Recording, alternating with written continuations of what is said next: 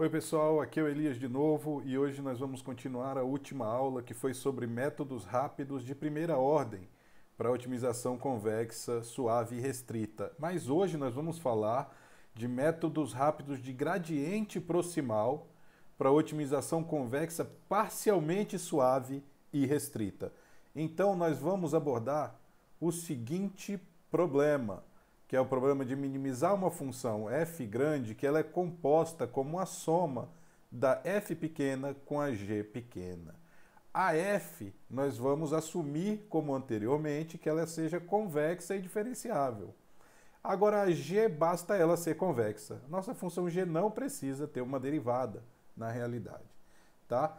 A nossa f, sim, precisa ter um gradiente, e o gradiente precisa ser Lipschitz, ou seja, a gente tem que ter aquela constante que diz que o nosso gradiente não estica demais a distância entre dois pontos, ou seja, o gradiente de f de x menos o gradiente de f de y não é maior do que L vezes a diferença entre x e y, LF, né? L sub f, que é a nossa constante de Lipschitz do gradiente. A gente vai assumir a respeito da nossa função g, que o operador proximal de um múltiplo da função g pode ser calculado eficientemente. Tá? O que é esse operador principal? É o operador que traz o minimizador de meio de x menos y, a norma ao quadrado, mais lambda vezes g de y. Eu minimizo esse termo que está aqui com relação a y. É uma minimização da g, só que é uma minimização da g onde a gente impõe ali uma penalidade para o quanto a gente anda a partir do ponto onde nós estamos. Tá? Então, como exemplo de aplicação aqui, eu vou considerar um problema de quadrados mínimos de novo, só que agora com o termo regularizador. Tá? Eu vou minimizar o termo de quadrados mínimos, que é meio da norma ao quadrado de ax menos b, somado com o termo regularizador, que é gama vezes a norma 1 de h vezes x. Essa h eu vou supor que é uma função, que é uma matriz ortonormal, tá? Por exemplo, como a gente vai ver mais adiante, ela pode ser a transformada wavelet. Uma transformada wavelet ela é útil porque a transformada wavelet de uma imagem, ela normalmente é bastante esparsa quando comparada com a imagem original que foi transformada. O que significa ser esparso? Significa que tem poucos elementos não nulos ou poucos elementos que não são muito próximos de serem nulos. Por isso que a transformada wavelet é constantemente e frequentemente utilizada em aplicações de imagem, porque ela permite, inclusive, compactar imagens. Ela esparsifica, de forma geral, imagens naturais. Né? A gente vai apresentar uma aplicação aqui com imagens naturais, então, no nosso caso, H vai ser uma transformada wavelet. Mas poderia ser esse termo qualquer outra função não suave para a qual a gente tem uma forma eficiente de calcular o operador proximal. Em breve a gente vai ver como que calcula o operador proximal da norma 1 de h de x quando h é ortonormal. Tá? Então aqui a gente vai ver que, como antes, a nossa parte suave da função ela é meio da norma ao quadrado de ax menos b. O gradiente dessa função, isso é um exercício de cálculo simples, é A transposto, abre parênteses, ax menos b, fecha parênteses, e a hessiana dessa função é A transposto A. Então, a hessiana é semidefinida positiva, portanto, f é convexa. Além disso, a gente pode observar que a gente tem, como visto na aula anterior, a constante de Lipschitz do nosso gradiente igual a norma 2 induzida de A transposto A. Eu não vou me prender nesses detalhes, porque a gente já discutiu isso com uma certa profundidade na aula passada. Então agora a gente vai dar uma olhada. É verdade que o proximal de lambda g de x, nesse caso, pode ser calculado com uma certa facilidade? Sim, ele é. Ele é dado por H transposto, que é a inversa, na realidade, da nossa matriz A, porque a gente está supondo que ela é ortonormal, do operador de soft thresholding com parâmetro lambda gama, de h vezes x. Ou seja, nós vamos transformar a imagem, uma transformada wavelet, por exemplo, vamos aplicar o operador de soft thresholding, que eu vou descrever em momentos, e depois vamos destransformar o que foi resultado do soft threshold da imagem transformada. Então a gente vai aplicar uma operação que se chama soft thresholding, mas nós vamos aplicar ela na imagem transformada e depois a gente inverte o resultado disso. Né? O operador de soft threshold ele é dado por o operador de encolhimento suave, soft thresholding. Então a gente vai tentar encolher a magnitude de todas as componentes do vetor x e se elas forem menores do que determinado parâmetro, a gente zera elas. Então olha aqui, o operador de soft threshold de um vetor y, ele vai ser yi mais alfa se o valor de yi for menor do que menos alfa. Então todo mundo que é suficientemente negativo, a gente soma alfa. Quem não é nem suficientemente negativo, nem suficientemente positivo, tá? Entre menos alfa e alfa, a gente vai zerar. Isso é o threshold, tá? E aí, quem for suficientemente positivo, a gente subtrai deles alfa. Então fica yi menos alfa se o yi for maior que ou igual a alfa. Esse é o nosso operador de soft threshold, tá? Se você quiser saber por que o proximal dessa função é dado por isso aqui, tem o paper meu e do ex-aluno de mestrado, posteriormente de doutorado, que a gente publicou no jornal Inverse Problems, onde, ao longo desse artigo, em algum momento, a gente descreve e prova que esse é o operador de soft thresholding para essa G específica. Tem muito mais nesse paper, tá? Mas, se você for olhar, a gente demonstra isso. Bom, o algoritmo básico para resolver aquele problema lá de cima, que é minimizar f de x mais g de x. Métodos de gradiente proximal, eles vão utilizar somente o operador proximal de lambda g. É importante que tenha o operador proximal de lambda g, não somente g, porque o tamanho de passo vai entrar ali na conta do operador proximal. A gente vai precisar saber de informações do gradiente de f, assim como em métodos de primeira ordem. E talvez a gente precise saber do valor da função objetivo f mais g, se a gente for fazer alguma busca direcional. No nosso caso aqui, no exemplo da nossa aplicação, a gente vai se manter ao caso sem busca direcional para simplificar a exposição. Mas todos os métodos que vão ser apresentados podem ser generalizados para o caso com busca direcional. E aí vocês vão ver nas referências que eu vou colocar mais adiante, se vocês quiserem mais detalhes a esse respeito, tá? Então, eles são muito apropriados para problema com número grande de variáveis. O nosso problema era no Rn, se o n for enorme, né, na casa das muitas centenas de milhares ou até milhões de variáveis, não dá para calcular muito mais do que o gradiente da f, o proximal de uma f que seja, que tenha um proximal razoavelmente simples de ser calculado, né, e o valor da função objetivo, isso dá para a gente calcular num tempo razoável. Então, esses métodos são úteis para problemas de grandes dimensões, como são, por exemplo, problemas em processamento de imagens digitais. Tá? Um algoritmo mais simples, talvez, para esse tipo de problema, com essa forma, né, que pode rodar sabendo somente essas três informações, na verdade, nem vamos precisar da terceira para essa forma que eu estou mostrando aqui, é o algoritmo de Proximal Forward Backward Splitting, nesse caso com passo fixo, que é aplicar o proximal da G. Opa, faltou o lambda aqui, gente. Esse método do jeito que está não vai funcionar, mas vamos corrigir, né? Barra lambda G. Faltou aqui.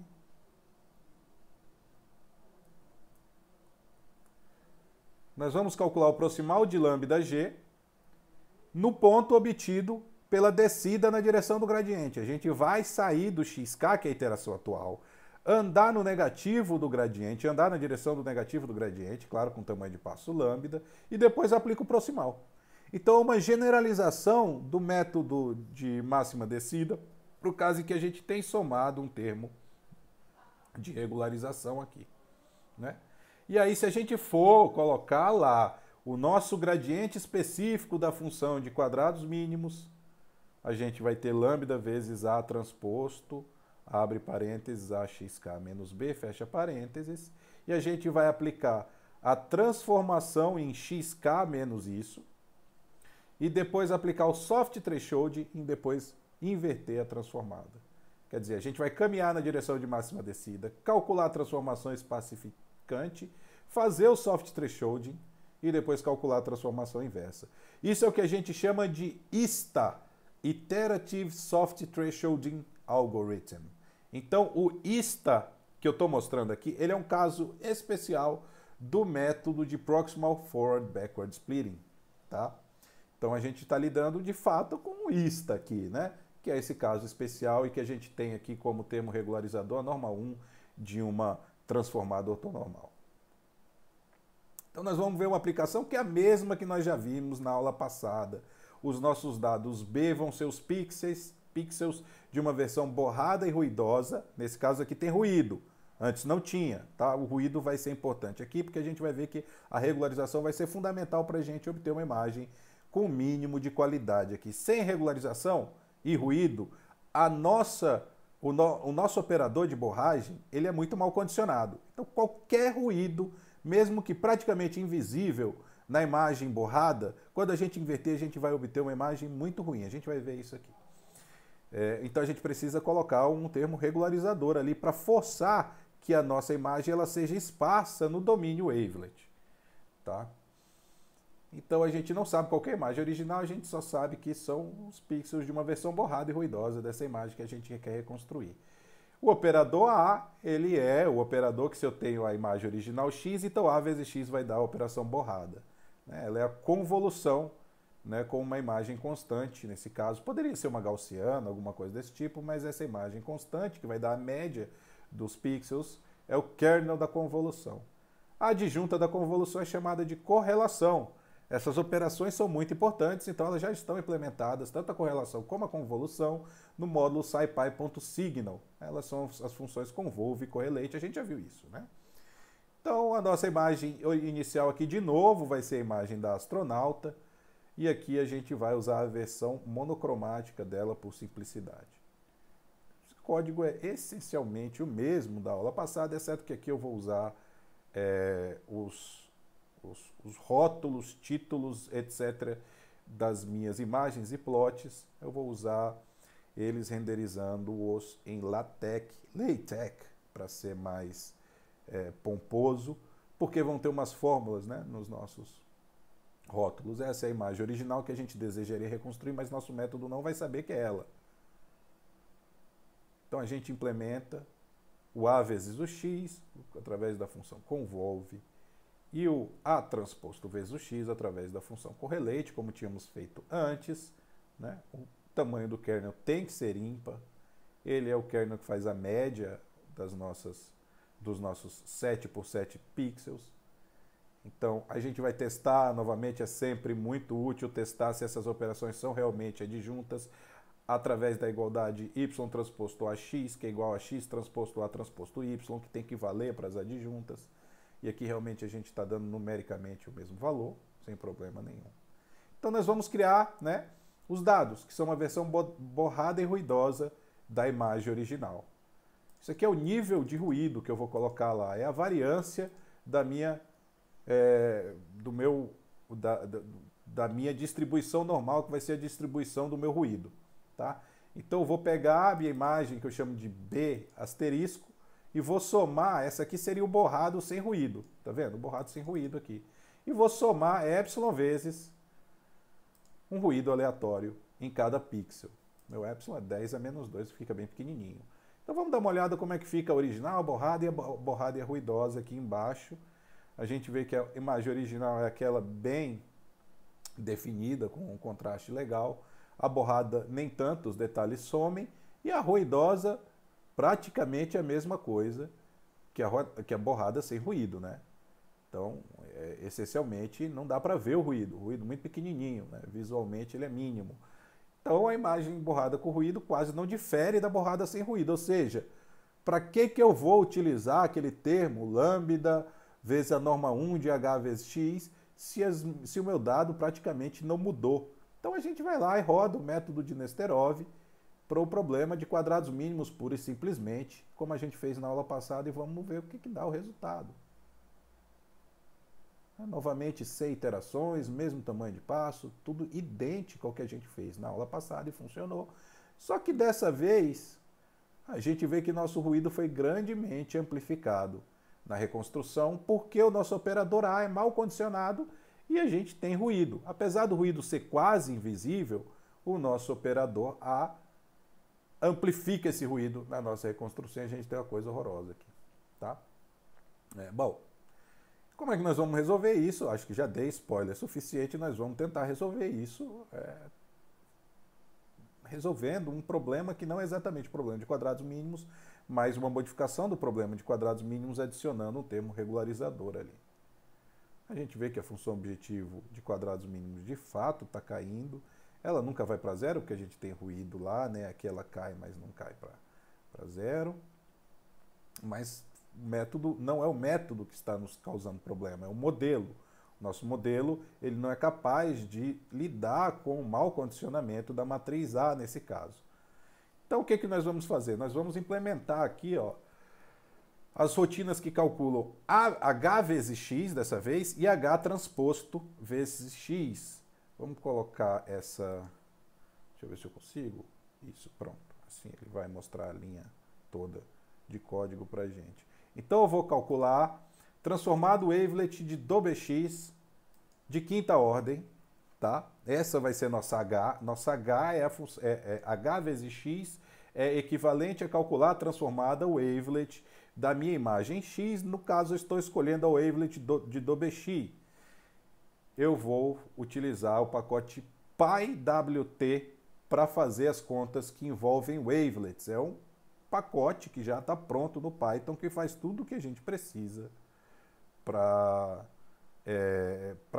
fazer os cálculos relacionados a transformações wavelets.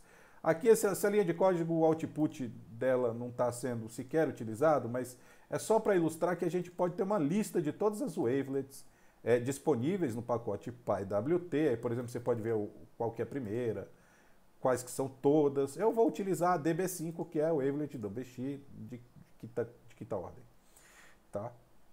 Então, aqui como é que a gente calcula? Eu vou calcular a decomposição wavelet em duas dimensões, né, da minha imagem, utilizando a wavelet que eu escolhi, e tem que ser o modo periodização, porque com o modo periodização você tem que, tanto uma é a inversa da outra, HTH igual a Y, como está aqui, e como o H transposto é a transformação inversa. Bom, quer dizer, eles são de fato adjuntos uma da outra, então as duas coisas valem. Olha aqui, né? Eu coloquei esse comandinho coeffs to array aqui porque o valor retornado pelo waveDEC2 é uma lista de coeficientes que cada um são umas arrays de tamanhos distintos, mas isso dá para ser organizado como imagem do tamanho exato da imagem original. A mesma coisa aqui, só que aqui eu tenho que transformar as arrays, né? C para coeficientes. Na verdade, tem dois outputs. Em todo caso, são detalhes que você pode procurar na documentação da waveDEC2, dar uma olhadinha nesse código e comparar com a documentação dessas duas rotinas que eu estou utilizando para entender o que está acontecendo aqui.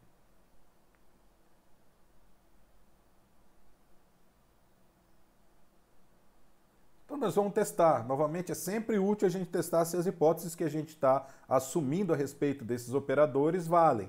As hipóteses são que essas duas operações são adjuntas uma da outra e que elas são a inversa uma da outra. Então vamos ver aqui, eu estou vendo nessas duas linhas se elas são adjuntas, tá? Por quê? Porque esse cara aqui é Y transposto H vezes X. Na verdade, o output do H vão ser duas coisas, né? A matriz com os coeficientes e uma lista de índices que são onde estão esses coeficientes na matriz. A gente não precisa da lista de índice, né? E aqui a gente vê X transposto, X transposto vezes H transposto de Y. E aqui a gente precisa passar a lista de índices de onde estão os coeficientes para poder calcular o H transposto. Então essas duas coisas dão o mesmo valor, observem. Certo? Então, de fato, essa primeira igualdade está sendo observada. Aqui, Me desculpem, isso não foi intencional. Essa primeira igualdade está sendo observada e a gente vai ver se quando eu faço a transformada transposta da transformada da imagem, eu obtenho a própria imagem. Sim, está dando uma diferença, a soma de todas as diferenças de todos os pixels está dando da ordem de 10 a menos 11, que é numérica. Então, sim, a inversa. As duas coisas valem. A H, ela é autoadjunta e a minha implementação está calculando de fato a adjunta da H. Então vamos definir uma função, vamos implementar uma função que calcula o nosso operador proximal, né? Eu vou calcular o H de x, veja que o PyWT já tem a função threshold que calcula o soft thresholding para a gente. Então, né, o nosso proximal de alfa vezes g vai dar, a gente obtém esse troço aqui, que é a transformada inversa do threshold da transformada da minha imagem original. E agora nós vamos definir o algoritmo ISTA. Né? O algoritmo ISTA ele é basicamente o algoritmo de máxima descida, só que tem um operador proximal depois da máxima descida, né? E meu operador proximal vai ter a força de lambda, que é meu tamanho de passo, vezes o gama, que é o cara que vai da minha G lá. Lembra que a gente tinha gama vezes a norma 1, a minha G envolvia um gama, né? Então vou passar esses parâmetros, o proximal e o gama, também para o meu ISTA. Tá? É praticamente a mesma coisa do que a gente tinha no caso do máxima descida, exceto que eu preciso do meu proximal e eu preciso saber o meu tamanho, a força, né, o meu parâmetro de regularização, que é aquele gama lá. E a gente vai rodar esse cara. Deu 9 segundos e meio aqui a execução. Já rodei para a gente não ficar esperando aqui à toa. E vamos dar uma olhadinha o que acontece quando eu rodo o ISTA, né? Aqui eu tenho também algum código somente para plotar os valores da função objetivo, etc. Agora vamos ver a imagem resultante. Aqui a gente tem a reconstrução com a regularização. Meu parâmetro de regularização aqui foi, deixa eu ver, vamos dar uma olhadinha, 10 a menos 2. Eu dei uma tentativazinha, né, ali para achar um parâmetro de regularização razoável. A gente vê que a reconstrução já começa a ficar bem melhor do que era aquela reconstrução sem regularização. Vamos dar uma olhada aqui. Isso também é como a função objetivo diminui de valor, né? Mas olha aqui. Do lado esquerdo a gente tem a imagem sem regularização, que foi reconstruída pelo método de Nesterov, que resolve somente o problema de quadrados mínimos sem o termo regularizador. E aqui a gente tem a solução com regularização, já está muito mais próxima da imagem original. Elimina, de certa forma, o ruído da reconstrução. Então, de fato, a regularização melhora visivelmente a qualidade da imagem. Mas a gente pode acelerar a velocidade de convergência do ISTA, utilizando uma ideia idêntica à aceleração de Nesterov que foi aplicada ao método de máxima descida. É idêntico na realidade e a ideia veio de um paper de 2009 no jornal de Science Journal on Imaging Sciences, que prova que realmente, se a gente aplicar a ideia de Nesterov ao ISTA, a gente obtém um método rápido também. E a forma, os autores do paper são Amir Beck e Mark Tebul, e a forma do FISTA é idêntica do algoritmo de Nesterov, exceto que a gente tem o proximal de lambda G aqui. Se a gente não tivesse o termo regularizador G, esse proximal não faria nada, e esse seria o método de Nesterov. Então você vê, a aceleração de Nesterov funciona exatamente igual para o ISTA, que é uma generalização imediata do método de máxima descida. E aí eu implementei o FISTA aqui. Para implementar o FISTA foi simplesmente copiar o código que eu tinha do método de Nesterov, só que agora eu tenho que passar o operador proximal como parâmetro. O parâmetro de regularização gama também é um novo parâmetro, todos os outros parâmetros são o mesmo, e a única modificação no código está aqui, que depois de calcular o passo de máxima descida, eu tenho que calcular o proximal desse resultado, tá? E é o proximal tamanho de passo vezes o parâmetro do meu algoritmo proximal aqui é o tamanho de passo vezes o parâmetro de regularização. É exatamente igual, né? Não tem diferença desse cara aqui para o método de Nesterov, exceto que eu preciso aplicar o proximal depois de seguir na direção de máxima descida. Depois eu recalculo o parâmetro t, faço a combinação linear do resultado obtido com duas iterações prévias e pronto. Vou para a minha próxima iteração. Método de Nesterov aplicado ao ISTA. Funciona também. E aí eu rodo. Aqui eu vou rodar esse método que a gente chama de FISTA, que é o Fast Iterative Soft Thresholding Algorithm, 10 vezes mais do que eu vou rodar o ISTA lá, porque eu quero pegar a última iteração e dizer que aquele é o valor da função objetivo melhor obtido, e a gente vai fazer as comparações, porque senão a comparação gráfica fica muito próximo um do outro, já que o valor da função objetivo começa muito maior. Então, aí eu vou calcular o valor da função objetivo para todo mundo até o número de iterações somente, mas o melhor valor, que eu vou chamar de f estrela, vai ser o último valor da função objetiva. Olha aqui o que é a nossa função objetiva. É o f de x mais gama vezes a norma 1, que é a soma dos valores absolutos da transformada de x. Tá? Os coeficientes das transformadas aparecem no primeiro cara retornado pela h de x, o segundo cara a gente ignora na hora de calcular a norma 1, porque eles simplesmente dizem onde cada coeficiente está na matriz retornada. E aqui eu calculo o erro. O erro é a diferença entre a imagem e a reconstrução. Tá? Calculo o erro para o FISTA, eu calculei o erro para o ISTA lá em cima, em algum lugar, estou quase certo disso. Aí que a gente tem a original a reconstrução obtida pelo FISTA é igualmente melhor do que aquela reconstrução que a gente tinha sem regularização. Aqui a gente tem, não é o valor da função objetivo, é a diferença entre o valor da função objetivo e o melhor valor de função objetivo obtido em todos os tempos, que eu rodei 10 vezes mais iterações para obter esse f estrela, e a gente vê que de fato o FISTA se aproxima muito mais rapidamente do valor da função objetivo. Muito mais mesmo, né? Várias ordens de magnitude mais rápido. Aí aqui essas são as imagens. A última imagem obtida pelo ISTA, a última imagem obtida pelo FISTA, é difícil ver alguma diferença entre elas. Dá para, se a gente prestar atenção, perceber que essa imagem tem um pouquinho mais talvez de ruído, mas ao mesmo tempo um pouco mais de definição nas bordas. Então fica meio incerto dizer qual é melhor. A gente pode calcular o erro, que é simplesmente a distância euclidiana entre cada uma das iterações obtidas e a imagem original, e aqui a gente vê que existe um ponto que atinge o menor erro possível. Isso é muito comum, né, em problemas mal condicionados, que rodar o algoritmo para sempre nem sempre é a melhor ideia, mas no final as duas imagens vão se aproximar, a imagem obtida pelo ISTA e pelo FISTA, né?